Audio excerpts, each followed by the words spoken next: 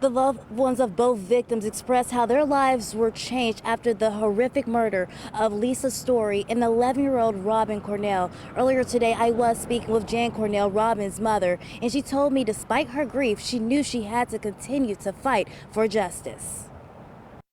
In their case, I felt like I needed to be their voice, and I wasn't going to let either one of them down. Broken is how Jan Cornell, the mother of Robin Cornell, tells me she has felt for the past 33 years after walking into her Cape Coral home and finding her daughter and friend, 32-year-old Lisa Story, brutally raped and murdered back in 1990. I wasn't there that night to save either one of them, or at least hope one could get away.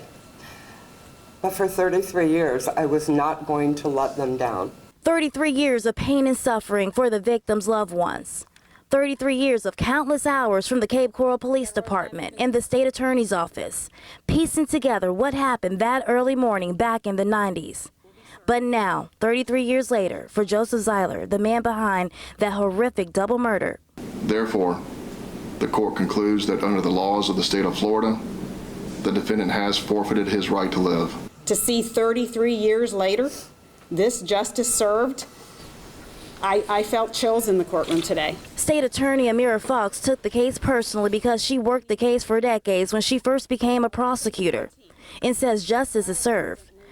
As for Jan, she tells me even in the darkest times, she will always remember. You have to recover. You have to move on.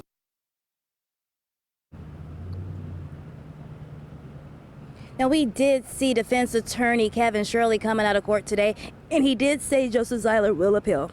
Live from the Lee County Courthouse, Brianna Bradley, Fox 4.